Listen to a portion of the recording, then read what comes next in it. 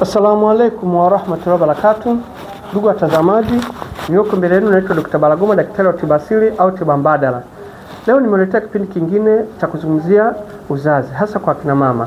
Uzazi ni kitendo cha mwanamke kuweza kuishi katika misingi ya ndoa na mume wake na kufuatana ndoa na kuweza kubeba ujauzito na kuleta mtoto au watoto. Sasa leo nazungumzia uzazi wa mwanamke kutopata ujauzito ambao tunaita ugumba. Ugumba ni hali ya mwanamke kuishi katika misingi ya ndoa pasipo kuwa na uwezo wa kubeba ujauzito. Hapa nazungumzia kwa upande wa kina mama. Kumbuka hata kina baba wapo ambao wenye changamoto ya kutokubebesha mimba wake zao. Ila kwa leo nazungumzia kina mama, mnielewe vizuri.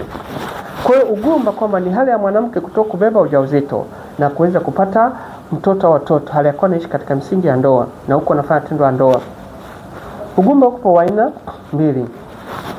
Kuna primary infertility, ile hali ya wanandoa wanaoana kwa mara ya kwanza, kijana na binti, at the first time wanafunga ndoa, wanaishi pasipo kufanikiwa kupata watoto hali ya kuwa wanafanya tendo la ndoa.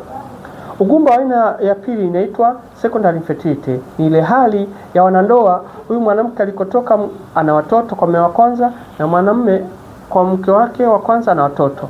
Labda huyu alifiwa au ameachana, wanafunga ndoa ili wanajikuta wanaishi katika misingi ya ndoa, lakini wanafuata na jimali hawapati watoto. Kuna changamoto kama vile inawezekana amepata maradhi ya PID kwa muda huo au mabadiliko ya homoni inaweza kutokea.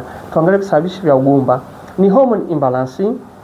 Hiyo inasababisha kutokupata ujauzito au miliji miziba au kizazi kiko mbali. Dr. Balagoma nimekuletea dawa ambazo watu wengi wamefanikiwa wamepata ujauzito sana. Kuna dawa ya kusafisha mirija ili uweze kupata ujauzito. Pia kuna dawa hii hapa ya kusogeza kizazi kwa sababu kizazi kiko mbali. Pia kuna dawa ya hormone imbalance kwa ajili ya kupevusha mayai. Pia kuna point nyingine ya vifungo, nilikuwa nimesahau. Kuna dawa hii kwa ajili ya kufunga wale ambao unakuta wamefungwa. Unakuta mtu mwingine kunywa dawa bila mafanikio. Hii nimewapa watu, kuna wale tapika uzi, mweusi kajisaidia uzi mweusi, mwingine sehemu za siri katoka kinyama na baada ya siku kadhaa mayai yanapevuka. Kwa unakuta mtu mwingine amefungwa mambo ya hasadi, unajikuta na kunywa dawa isipokuwa mafanikio.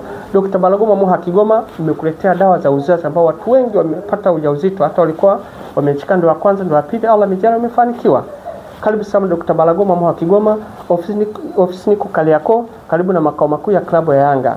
Kwa namba za simu 0694029277 au 0655782996. Karibu sana, usikate tamaa na rehema za Allah.